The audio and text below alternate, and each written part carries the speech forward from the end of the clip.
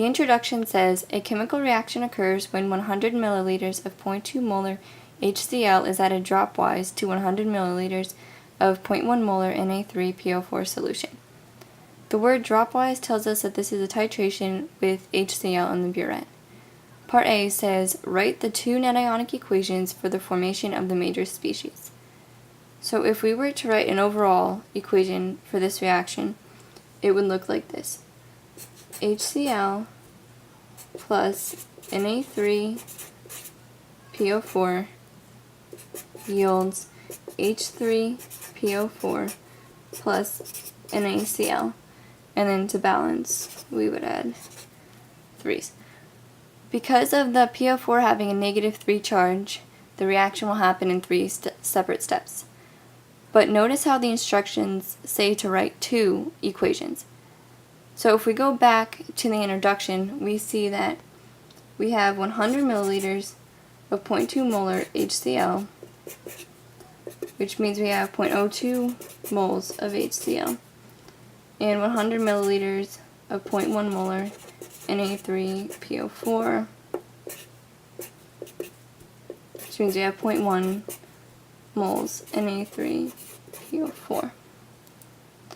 So this right here is a 2-to-1 ratio, but if we look back at this, we need a 3-to-1 ratio. So we don't have enough HCl in the burette for all 3 steps to take place. So to answer part A, we will write the first 2 equations that can take place.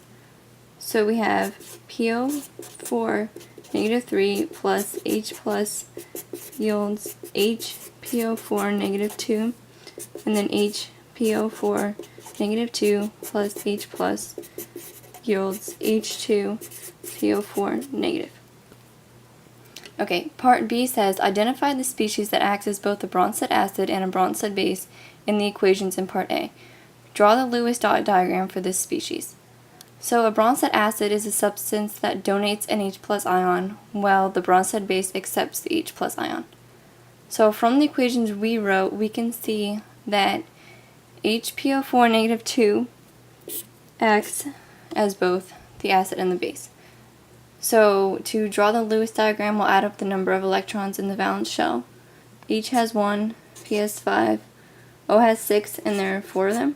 And then it has a -2 charge, so that's 32 electrons. And then the diagram will look like this.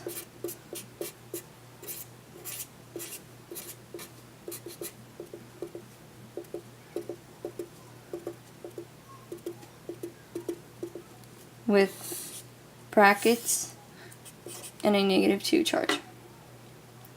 Part C says, sketch a graph using the axis provided showing the shape of the titration curve that results when 100 milliliters of the HCl solution is added slowly from a burette to the Na3PO4 solution. Account for the shape of the curve. So the last sentence here tells us that we don't need to identify specific points on the graph, but only account for the general shape. So the graph will have pH on the y-axis and milliliters of HCl added on the x-axis. Since we started with a base in the beaker, the initial pH must be greater than 7. And if we go back to part A, we'll remember that the reaction took place in 2 steps, meaning we have 2 equivalence points. So the curve will look like this. Okay, part D says, write the equation for the reaction that occurs if a few additional milliliters of HCl solution are added to the solution resulting from the titration in part C. So this is basically saying that now we have enough HCl for step 3 in the reaction to occur. So if we go back to part A, we were left off with H2PO4 negative. So if we add an extra H plus ion, we will have H3PO4.